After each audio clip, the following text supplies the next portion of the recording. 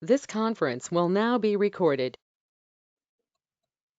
All right, guys. Well, I want to welcome you here today. So we have a lot of people on the call to listen. I think we have some great content. I want to shout out to Access Family Care. Don McBride contacted me and said that he thought that they could provide us some really great information and really valuable information for a time when our businesses need it.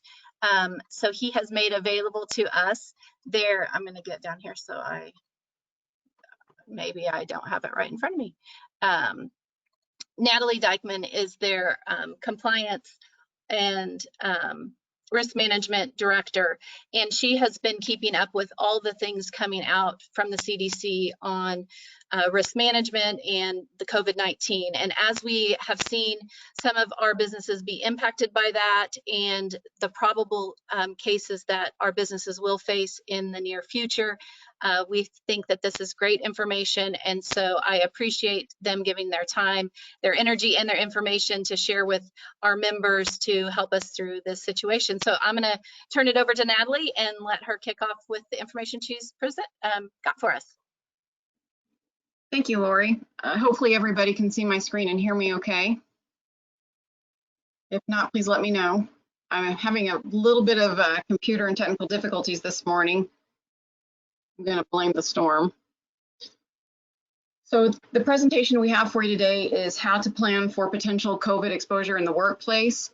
And I would like to say that there's a definitive, this is what you do, but there are so many factors surrounding that. And we're just going to talk about a couple things affecting it.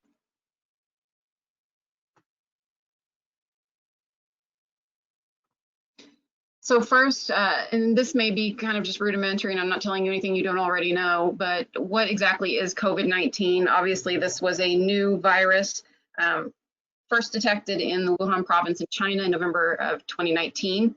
It is highly contagious and is continuously evolving. This particular virus has mutated multiple times over. First coronavirus pandemic in documented history. I know that earlier this century we've had a couple of coronavirus breakouts, SARS and MERS being two of them, but they never reached pandemic levels. In the last 100 years, you can kind of see that there were 4 other pandemics. Okay. And I have put turn up the volume.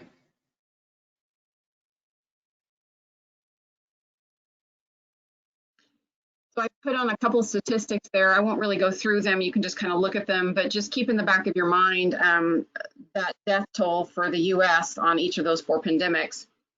You can see the last one, the big swine flu that came through 10 years ago, 12,000 people in America died from that. Symptoms, we all are pretty familiar with symptoms. The last 3 with the asterisk next to it are 3 symptoms that were added over the past couple of weeks from the CDC. There wasn't really much fanfare on it. But congestion, runny nose, nausea, vomiting, diarrhea, what all of those symptoms have in common is they're all pretty vague, and they're also similar to symptoms that are present in a numerous other allergies, flus, colds, everything. Where should you get your information? So this is the most important thing, I think, in your tool belt on how to combat this and keep everybody safe, is where you should get your information. So obviously, sources such as the CDC, World Health Organization, OSHA, FDA, your local health departments. There's also informational sites on the web that you can track statistics. Johns Hopkins University has a COVID-19 tracker, RT Live, which we'll get more into that in a few slides. And then the Missouri COVID-19 dashboard. Those are 3 sites that I highly recommend if you want to track the progress of this. Bad sources, anything on social media. Biased news outlets, and that's on both sides of the political aisle. And then anecdotal stories. Everybody is going to have some kind of story to tell you to fit their narrative. And I even put a little meme over to the side there that just kind of really encompasses everything about social media and trying to get your news from Facebook. So Carrie Foote is our outreach manager with Access, and she's going to discuss a little bit about contact tracing. Carrie, are you on? I am. All right, I'll turn it over to you. With this pandemic, there are so many different terms that as business leaders, we're going to hear, we're going to experience from our own employees. And we kind of just need to know what these terms mean and how the process flows if one of your employees does contract COVID-19. The first terms you're going to hear are case and contact. If someone is a case, that means they actually have contracted the virus. They're going to have a positive test, and so they are a case.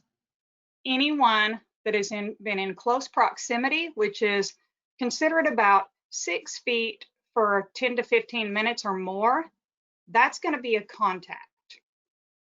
And contacts and cases are handled very differently with the health departments. Initially, a person is going to come in and get tested. They're going to get a positive result, and the positive result is going to be forwarded on to the local health departments. From there, the local health department is going to contact that case. They're going to do an interview with them and do some contact tracing, which is determining who any close contacts might be. At that time, the health department will issue an isolation order for the case. Those isolation orders mean they need to stay home. They're not allowed to go to work. They're not allowed to go to Walmart. They're not allowed to be around anyone. They need to stay as isolated as possible in their own home or wherever they choose to carry out their isolation. Most of your employees, you're going to experience someone that is considered a close contact. And that's the people who have been around one of the cases. The health department or another entity working with the health department is going to be in contact with those close contacts, and they'll be issued a quarantine order, which is different than an isolation order. The quarantine order is still a legal order that tells them they need to also stay home.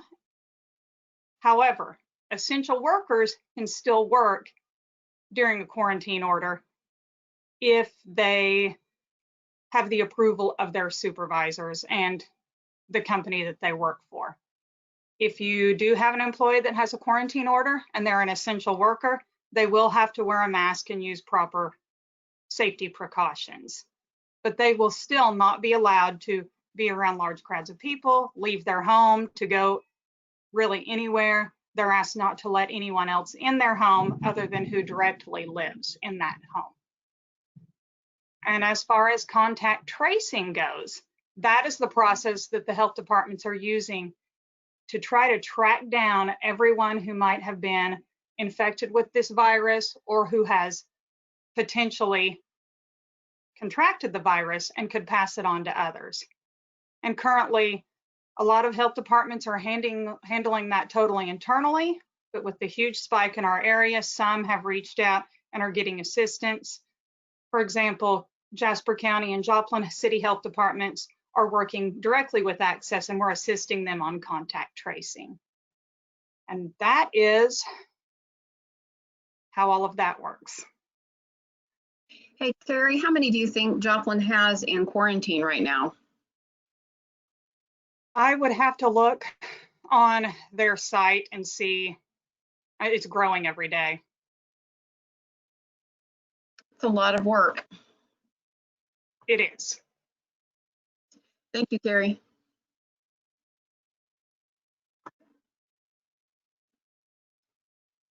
The R value, 2 slides ago, there was a reference to a source called RT Live. RT Live is a site where you can go and you can check out the R value of an illness. What the R value is basically just a reproductive value of the infectious disease. So if it is above 1, that means that the disease is going to continue to be transmitted. It leads to an outbreak or an epidemic. If it's below 1, that means that it is on the decline and it eventually will die out. So you can kind of see in this graphic here, average number of people that one person with the virus infects based on this R0 scale. And you can see that obviously COVID-19 is much more infectious than H1N1 or Ebola. Down at the bottom, this graphic actually comes from the RT Live website. This shows you each of the states and where they lie on that scale of being above 1 or below 1. I highlighted our 4 states, Arkansas, Kansas, Missouri, and Oklahoma. And you can see that we're all in the red, which is not good. A quick snapshot of the 4 states' R values. So I included, the top row was from June 16th, the bottom row was from June 27th. So in a very short amount of time, we went from 2 of the states being in the green to being in the red, and it's quite a jump, especially if you look at Oklahoma, who as of today is actually the 3rd highest R value in the nation when I looked at it this morning. There have been a lot of opinions floating around everywhere you turn on COVID-19. And one of the most common things they say is that this is not any different than the flu. So one thing I want to stress today is that COVID-19 is not the flu. This is a completely different illness in every way, shape, and form. For instance, flu season runs about 8 months in the wintertime. COVID has not been affected by seasons. The first US case was reported in February, and we've had cases steady through the spring, through the summer that we're heading into warm weather. It doesn't seem to be affected. There is treatment for the flu. There are antivirals like Tamiflu that help with duration, severity, and even can kind of prevent people from getting the flu in certain situations. There is no treatment for COVID. There are a couple of treatments being studied, but nothing definitive that has shown that it is really going to be the way we treat COVID.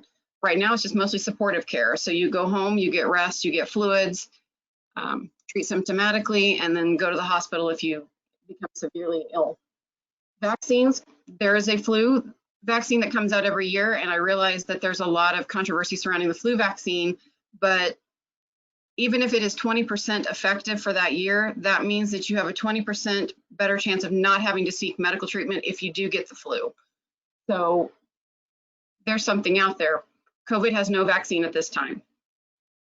Statistics, if you look at annual death rates, and I chose the 2017 numbers because they were the most complete that the CDC had, but opioid overdoses, which has been a hot button issue in the media, we have legislation being pushed through to address this epidemic. 46,000 people died of overdose from opioids, 40,000 to gun violence, 47 to suicides, and the 3rd leading cause of death in the US is accidents. So this is going to include your motor vehicle accidents, your factory accidents, your hang gliding accidents, just any accident at all. 3rd leading cause of death at 170,000. Influenza and pneumonia kills roughly 50,000 people a year. If you look at just the past February to June, there have been 2.5 million cases of COVID in the US and 126,000 deaths in the US. So already, COVID is the 6th leading cause of death in the US. If we keep this pace up on how we are handling this disease, by the end of the year, COVID will be the 3rd leading cause of death behind heart disease and cancer.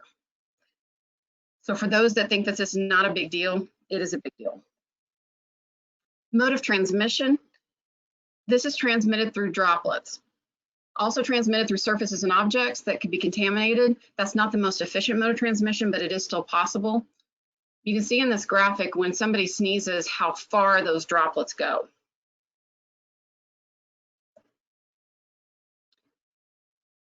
I'm not going to get into a political or a philosophical or constitutional argument about mask wearing. I'm sure that everybody has had a million different sources cite that masks do work, they don't work. The simple science of it is that due to the transmission of this disease being droplet related, the masks do work in decreasing the spread. So you have N95s, you have procedure masks, you have cloth masks. The cloth masks, there's been some controversy on that as well. They do not protect the wearer, they protect the people around the wearer. However, if you have 2 people both wearing a cloth mask, then they're both protected. So why people don't want to wear a mask is they're uncomfortable and hot, and believe me, they are. Fear of rebreathing CO2 and suffocating, that has been cited quite frequently. I promise you that will not happen. And constitutional rights.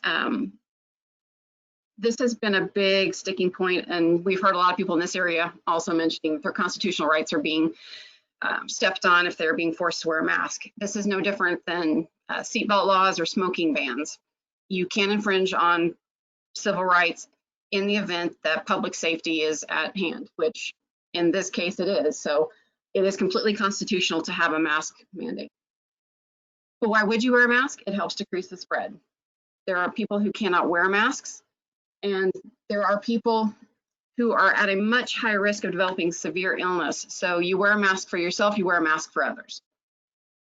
And you can see in the graphic over here, Dr. Richard Davis with Providence Sacred Heart Medical Center did a quick little comparison using Petri dishes where he sneezed, sang, talked, and coughed onto Petri dishes, both with a mask on and a mask off. And you can see the bacterial growth that went for both. And obviously, you saw the infographic where the person sneezed and how far those droplets travel. It's pretty disgusting. So how do you mitigate the risk for you and your company? So you need to make policies, you need to have them in writing. They need to have sources cited on where you're getting your information from and the dates that you made them and updated them. So you have policies, you can do an action plan that will help establish an incident command, which is going to be your core team of people that will address different aspects and areas of this COVID response. For instance, somebody, maybe in HR, could track people who are positive. Somebody could be the person in charge of making sure that those policies and procedures are kept updated. Social distancing your workforce. One thing that people don't really think a lot about is lunch and break times, or anytime that people are in communal spaces, because those are going to be the times where people will take off their masks.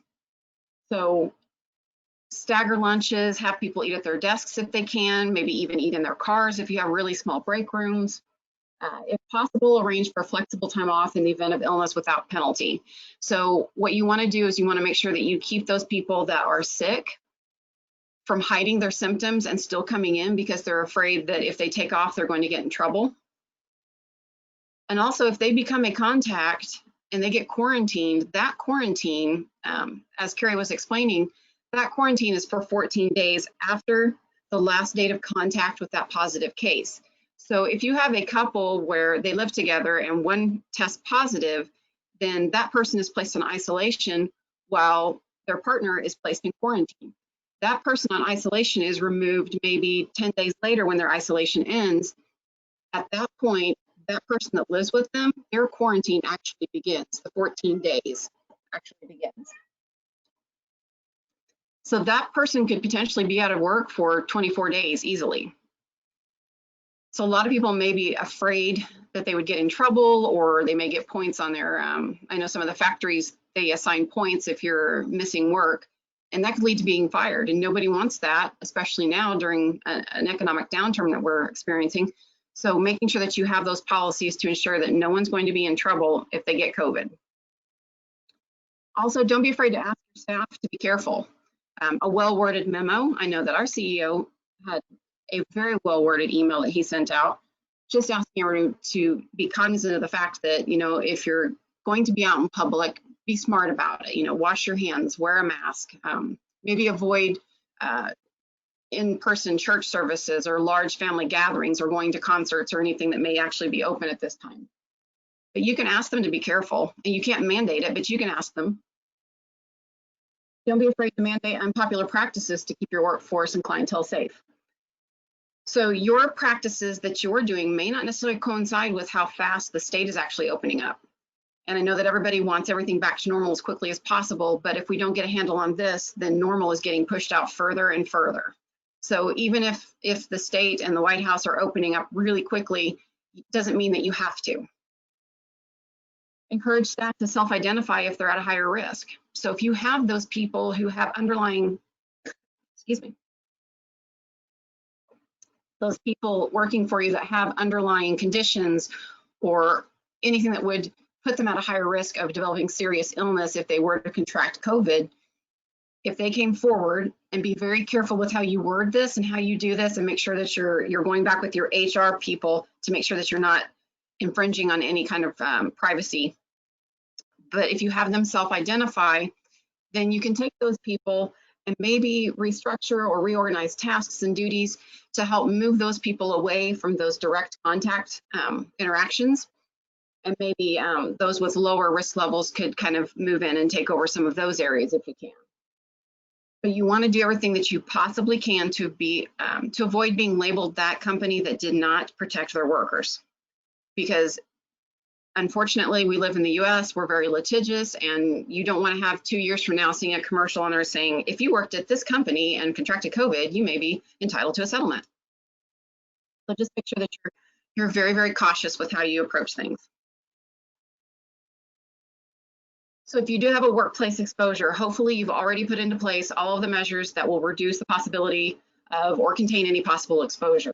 So that includes all of your masking and PPE policies, your hygiene practices, risk assessments, work restrictions, daily health checks. So it's not a bad idea to take a temperature on every person that walks through your door and keep a log of it. Plexiglass barriers, contactless interactions, improving ventilation systems in your buildings, social distancing practice. And if you have the capability to send people home to work remotely, this is a good time to do so. So the CDC offers guidance for workplaces that have had exposures, and that guidance is going to differ on every type of workplace. Healthcare, ambulatory clinics versus hospitals have different guidelines. Meatpacking industry, detention centers, or any other congregate living facilities, high density critical infrastructure workplaces, airlines, banks.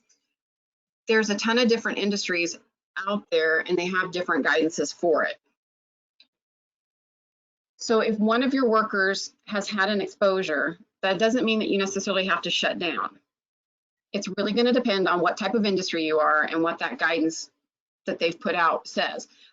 It also really depends on what type of contact your coworkers have with each other. Always be prepared to close for a few days or longer in the event that your workplace suffers an outbreak. If it's a significant outbreak, then you may have to close. Someone determined to be a contact of a case is going to be encouraged to get tested and then asked to quarantine.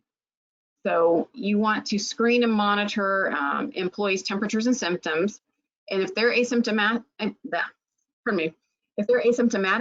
ask the employee to self-monitor for symptoms and immediately notify all pertinent parties if the symptoms develop. And in the meantime, you want to make sure that they're wearing masks and that they're wearing gloves where it's appropriate, and that they're washing their hands and using hand sanitizer, and that they're distancing from everybody. If they are symptomatic, you would send home immediately, and you would conduct a thorough cleaning of that employee's workspace and any equipment that they had used. You'll also want to take this time to compile information on anyone who had a contact with the ill employee back to 2 days prior to symptoms starting. At this time, this person's just a contact. They're not a positive case yet. So kind of be proactive in trying to help not just your business, but also the community. So you want to start compiling that information, look at who they interact with on a daily basis, what type of interactions they have with those people on a daily basis, and then try to get that information in a list somewhere.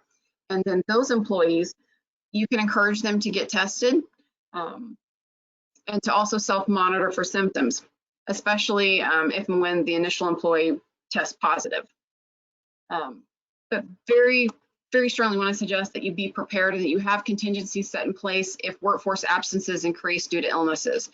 Because if you have 20 people in your employee and all of a sudden 10 of them are sick and out, that's half your workforce. So have a plan in place that you can somehow shut down or partially shut down or shift duties to keep the company open, whatever you can do, whatever you can think of, but have a plan in place. You'll also want to increase the frequency of cleaning commonly touched surfaces. So again, you may consider closing and conducting a thorough deep cleaning if you have a workplace outbreak. And remember, if your staff is properly distancing at all times, they're wearing their masks and they're washing their hands, the risk of transmission is extremely low. So you really have to kind of be talking to someone face to face, closer than 6 feet for more than 10 minutes with nobody wearing a mask to really be at risk for transmitting this disease. It's not airborne, it's droplet. So there's room there to protect ourselves in a very easy way, which is using a mask. Going back to asking your staff to kind of be careful, Carrie, who just spoke on the contact tracing, has a really great plan that she has put in place several times now for family get-togethers that has worked very well. And I would love for her to explain to you what she's done. Well, we can't mandate our employees or our coworkers to completely quarantine at all times and isolate from anyone else, especially now that we're in the summer, we're nearing the 4th of July, when family get-togethers are so commonplace. But we can encourage individuals to be as responsible as possible to keep everyone safe that they might be around. Outdoor events, outdoor family gatherings would be the best option, because the closer you are together, especially inside, the higher the risk level is of transmitting the virus. And as we know, a lot of people are asymptomatic and have no idea that they are carrying the virus. Around this time of year, there's a lot of cookouts, there's a lot of potlucks. It's good to encourage each other, our coworkers, our employees. Stay away from the potluck, stay away from anything that multiple hands are going to have to be on the same spoons, the same drink dispensers, and things like that. There is a great option that if people do choose to have get-togethers, simply purchase some disposable portion cups, just like restaurants use for takeout. They sell those at Walmart, at Dollar General, at the $1 store, at Sam's. You can get those about anywhere. And if the person hosting the event simply gloves up, maybe takes a thing of potato salad and portions it out in those individual portion cups and puts the lids on those, puts them on ice. You can do the same thing with condiments. You can do, if you want to cook hot dogs and hamburgers, cook them a little early on the grill, wrap them in foil in the buns, wearing gloves. That way your guests can come up to the table and pick up one item. Have your silverware separated. Put your plasticware and a napkin inside a baggie. Do this all while wearing plastic gloves, or wearing gloves to protect your visitors from you in case you had the virus. So there are definite ways to be around people and yet keep the risk very low.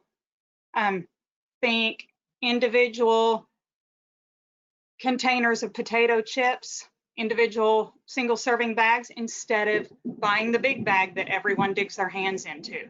That is a huge mode of transmission if everyone is reaching their hands in the same bag of potato chips. Instead of big iced tea or water dispensers that everyone is touching, buy individual bottles of water or soda pop. It just takes thought. It takes a lot of thought and planning, but if we just remind our staff and our coworkers that there is a possibility of keeping each other safe if they choose to have family get-togethers or friends around. We're in the summer, so now is the perfect time to be outside. And that is about all. Thank you, Carrie. You know, as in the business world, we cannot infringe on anybody's personal time and tell them what to do. But what you're finding is a lot of the workplaces, factories are kind of excluded from this, but a lot of the workplaces that are coming up with having a positive employee, they're not getting this from work. They are getting it from family gatherings, community events, in-person church services. That's where they're getting that from. They're not getting it from work. So I think it's really important to just communicate openly with your staff somehow, some way, to kind of stress upon them the importance of when they are on their off time and they're out in the community, that they have to try to be as careful as possible. And I think what Carrie's doing is absolutely amazing. I haven't had a family gathering in several months, but if I do, I'm definitely going to try what she has said. Materials and educations. The CDC website has an entire print resources section. There are numerous topics. I put an infographic there of a poster for symptoms of coronavirus. You can see that it comes in a wide variety of languages. It also will tell you what the audience for that specific print resource is. They come in several different types of health literacy levels. So you could have something that would be for healthcare professionals. You could also have something that's going to be for community members. But there are a ton of different resources available, from symptoms to how do I protect myself in the community, to what do my test results mean, to mask wearing, a lot of different pieces of information. I put on here a couple of links to find information. So CDC website, they have their link that just gets you straight to COVID-19. And then from there, you can search for things. You can filter down to subsections. The one for worker safety and support, and for healthcare workers specifically, because it's very different if you're a healthcare worker or if you're an essential worker. A lot of different guidance to how to prep your work area to be safe, and then what to do in the event of an exposure. OSHA is also very active on publishing guidance on what to do for your work staff and your work environment. And I also put the links for the Johns Hopkins COVID tracker, the Missouri dashboard, and then the RT values if you wanted to look at some statistics and keep track of how that's moving through there. Throughout the presentation, at the bottom of the screen of some of the slides, I've placed links that kind of pertain to what is talked about on that particular slide if you want to look a little more in depth. That's really all I have for today. If anybody has any questions, Carrie and I would be more than happy to answer. And we're also available at any time if you want to dive further into this. I have a master's in public health, so pandemics is kind of in my wheelhouse, and I'm not happy that this has happened, but this is one of those times where my education has really been very useful for me. So I enjoy talking about this stuff. I can tell you my husband is sick and tired of me talking about this stuff, but if anybody wants to talk about it further, I'm always here and available, and Carrie is as well. And Carrie's been one of the Cracker Jack contact tracers for the area, so she has a lot of really great information if you want to speak with her further too. But if anyone has any questions.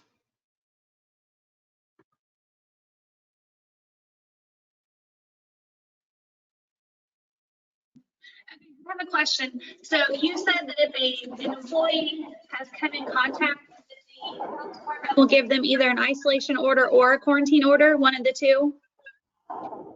It depends. If they've been identified as a close contact to a positive case, then the health department is going to reach out to them and give them a quarantine order. The length of that is going to depend on when their contact was, and it's also going to depend a little bit too on what kind of worker they are, whether they have to stay home for that quarantine or if they can still go to work. It's going to depend on that, also on the supervisor. But I'll let Carrie, if she has anything to add. The only time that an isolation order is going to be issued is if someone has actually tested positive. And those isolation orders are the most strict. You cannot work when you have an isolation order, unless you're working from home, of course.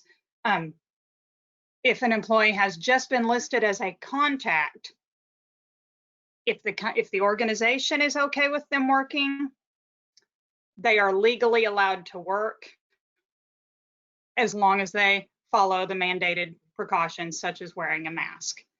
A lot of organizations are wanting their quarantined employees to go ahead and stay home, and they don't want them in the workplace. Some, especially medical facilities, you're going to have a lot of close contacts in medical facilities because medical facilities see COVID-19 patients.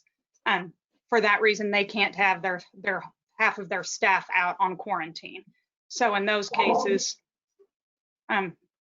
essential workers are allowed to continue to work. Just they have to work with their employers. Okay, thank you. This also kind of harks back to having that flexible PTO and being understanding if someone does become a contact, because that quarantine order, if you break that quarantine order, it's actually a misdemeanor. That could be charged to your employee. So you want to make sure that you have enough of an environment that if someone does get sick, that they can comply with the quarantine order and that they can feel comfortable to work out whatever arrangement you're going to make with this employee during that time. Because the last thing we want is for people to break isolation, break quarantine, because they're afraid that they're going to get fired. Well, I know that our HR department, we have a special, it's called emergency paid sick leave request, and it's due to COVID. I don't know if other businesses are offering that or not. That's a great idea. But my question is, I have an employee that's off currently who claims that the health department contacted her, but she cannot provide me with any documentation. That's where my question falls. Carrie, don't they receive a letter in the mail? The health department will provide that employee with either a quarantine order or an isolation order, depending on if the individual is an actual case there where they've tested positive, which would be an isolation order, or if they're a close contact, then it would be a quarantine order. I do My know understanding was that it was a contact. Okay, then they would be receiving a quarantine order from their health department. Now, I will say a lot of the health departments are incredibly swamped. You could possibly reach out to whichever health department. If it's Newton County, you can reach out to the Newton County Health Department and just say, hey, I've got this employee. They probably won't give you any information, but it might give them a little bit of a tickler like, hey, we need to get this quarantine order out to that person. Okay, thank you.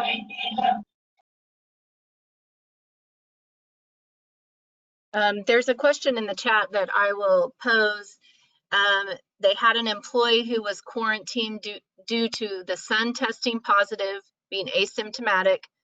His quarantine is up tomorrow. He has tested negative. What would you recommend for communication to company to help ensure safety?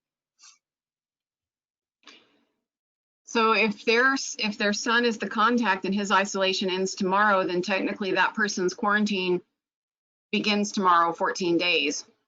So it's going to depend on whether or not that person, if you have an arrangement where that person can come in and still work, or if they can work from home. But if they're coming in, if you're deeming them essential and they need to come in to work, then they're going to have to wear a mask. They're going to have to watch hand hygiene religiously, wear gloves when appropriate, and they're going to have to clean their area and anything they touch very thoroughly and very frequently. And you're going to want to watch any close contact at all with anybody. So when they take lunch, they really cannot lunch with anybody. The same with Natalie, breaks. I believe that this chat said that the son was a contact and has tested negative. Oh, I don't I'm believe sorry. the son has tested positive. I thought she said positive. Okay. Okay. Yeah. No, if the son is tested negative and he was a contact, he's up tomorrow, then really it just comes down to everybody just self-monitoring, taking their temperature and watching for any symptoms. So one of the questions that that we've been asked or that comes to mind is that if you've been in contact, at what point if you've been notified that you've had a contact, you're asymptomatic, so you have no symptoms, when do you recommend getting a test? Like if they knew they were a contact, they immediately wanted to be tested, would they for sure be test positive at that point? Or if it's within that 14 days, could they test negative at the first of it, but then even test positive later? Or would they immediately, if you've had the contact, would you immediately test positive? I guess that whatever that time frame is, that still a little bit unclear on. Carrie, do you want to take that one? Yes, most of the health departments are actually not really even encouraging people to go get testing unless they get symptoms, like if they're a contact. Of course, you absolutely could. They don't discourage it, but the key thing that they're encouraging is monitor for symptoms and take your temperature every single day. Now, with that being said, there is a psychological reason why if you test negative, a lot of times people think, oh, I'm negative, I'm good, I can do whatever I want. Why would I need to be quarantined? I'm negative. Well, there might not be enough of a viral load built up in your body to test positive yet. So that's why it's not necessarily encouraged or mandated that anyone that's a contact go get tested. Their quarantine order is still going to be a quarantine order though, even if they test negative. It's going to still last that 14 days.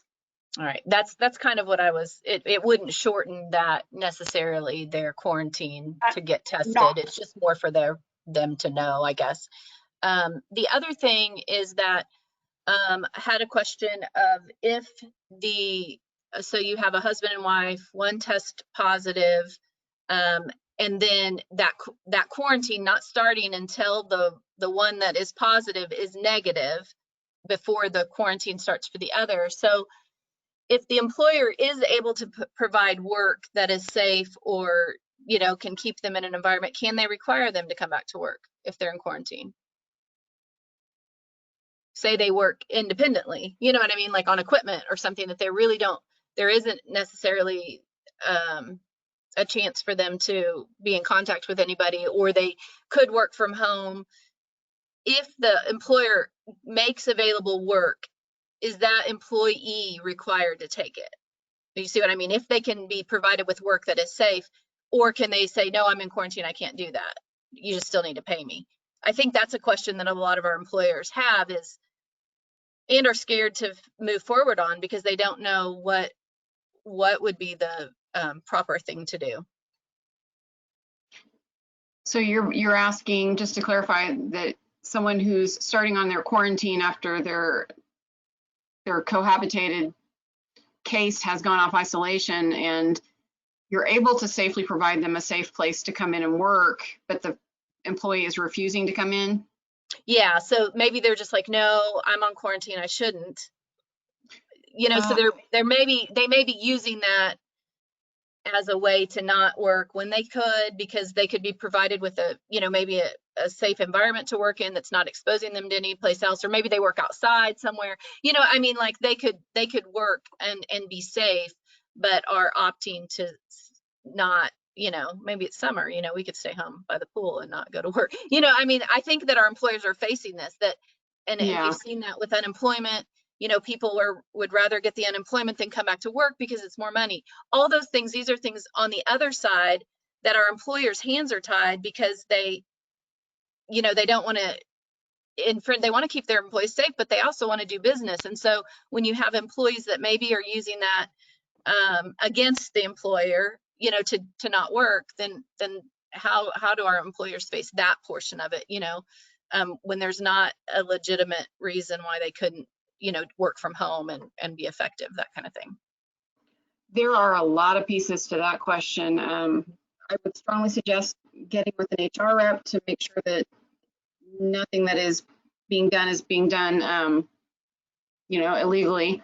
But also you have to kind of look too with each scenario, because okay, this person's in quarantine and they're a contact, they could easily, I mean, if you live with someone that has COVID, chances are you're going to get it too. And then if they become a positive case, they are not leaving the house. They're in isolation. Other things to consider too on that is what your company's policy is, because just because they have COVID or they're a contact and they have to stay home or they've been suggested that they stay home for quarantine, it doesn't necessarily mean that that company is paying them the entire time that they're on quarantine. They may be out of vacation at that time or out of PTO at that time. So there's no guarantee that the company has to pay them. Okay. But I would really strongly suggest that you guys check with your HR reps and what type of business that you do to make that decision. There's a lot of pieces to that. Carrie, do you have anything that you want to weigh in on the contact tracing side? Yes, I can weigh in on this.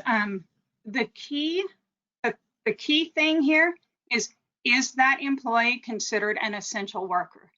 If the employee is not considered an essential worker in Missouri, then they cannot work during quarantine.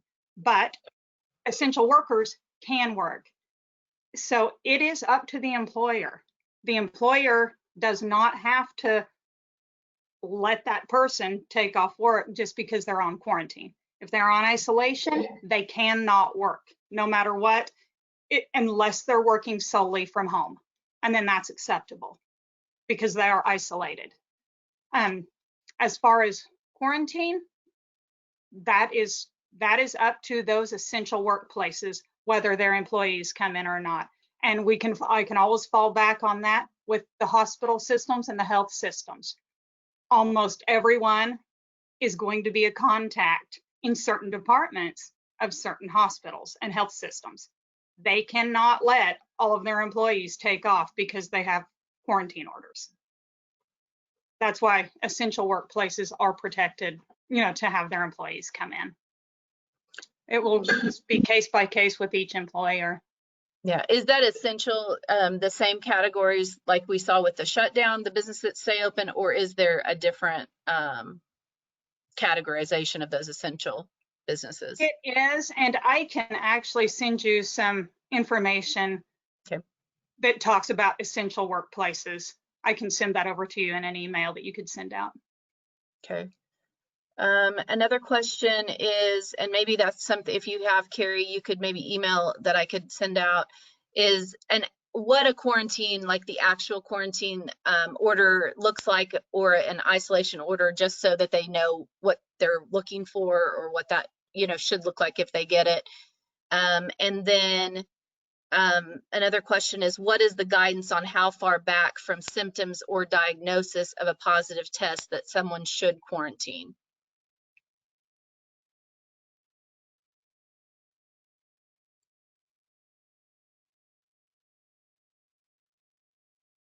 Carrie, do you want to field that one, or do you want me to take it? Either way, you can take it or I can field it. So the question is, at the onset of symptoms, how long do they have to quarantine, or how far back are we looking for contacts? It says how far back from symptoms or diagnosis of a positive test should someone, so I guess if you have someone that gets a positive test, you start looking at their numbers or their statistics. You were cutting out a little bit. Okay.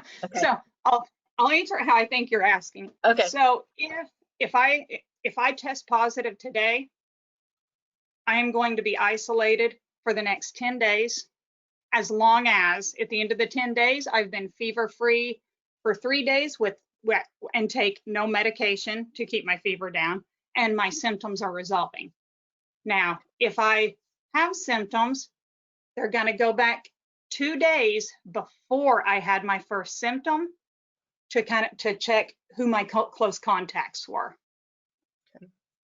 Asymptomatic people, it's a little more difficult. They just go off of when they have tested positive and go a few days before that. But if you have symptoms, 2 days before those symptoms began is when the contact tracing starts. Does that answer the question? Yes. Unfortunately, that 2 days before your symptoms started, you were still contagious.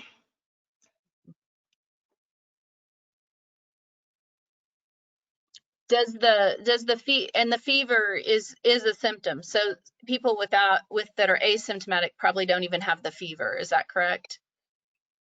That's correct. Most asymptomatic people, it seems like they can, if you go through that list with them, they'll say, I didn't have any symptoms, but maybe they did have a little bit of a scratchy throat, or which is difficult because right now we all have scratchy throats if we have seasonal allergies. Yeah.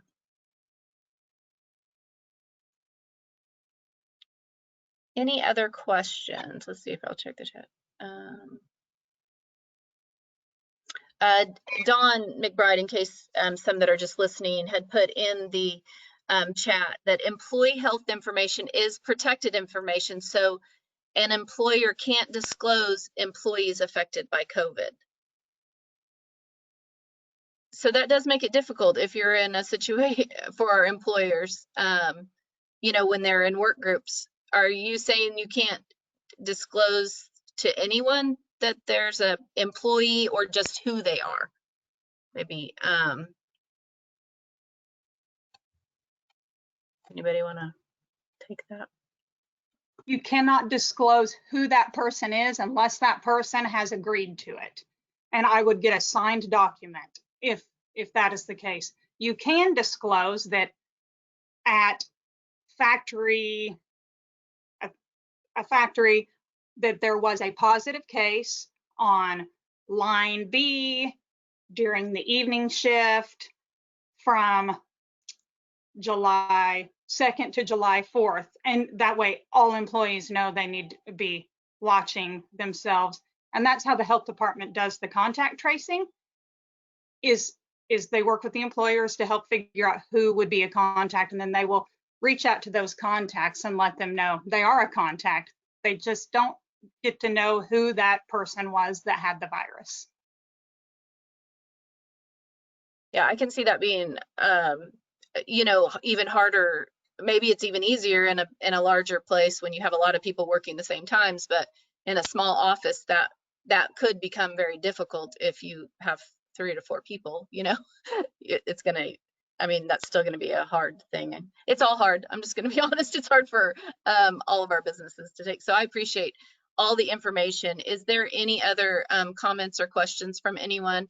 Like I said, we are recording this, and so if you just listen to the audio and would like the video, let me know, send me a message, and I can email you the video of this presentation. But is there any other questions anybody would like to pose?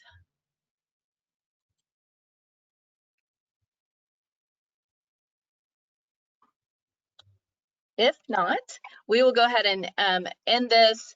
I know that the City of Neosho, the council, is meeting tonight to discuss just some of the things going on in the community with COVID, and maybe set some suggestions or guidelines. We encourage you all to continue to make your businesses safe for our community and keeping your employees safe.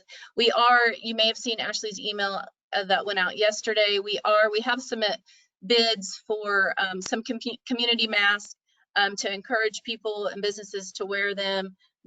What we're wanting is a black mask that has our hashtag show love on it. And so if any of you or your businesses are interested in maybe ordering some of those for your employees or for your families, then let us know. We're hoping to have some of that pricing back on right after the 4th, and we'll be emailing that out. So if you'd like to participate in that, to encourage the wearing of masks in our community, to show love, to show that we're in support of keeping our community healthy, then just let us know. But I thank you all for your time on here today.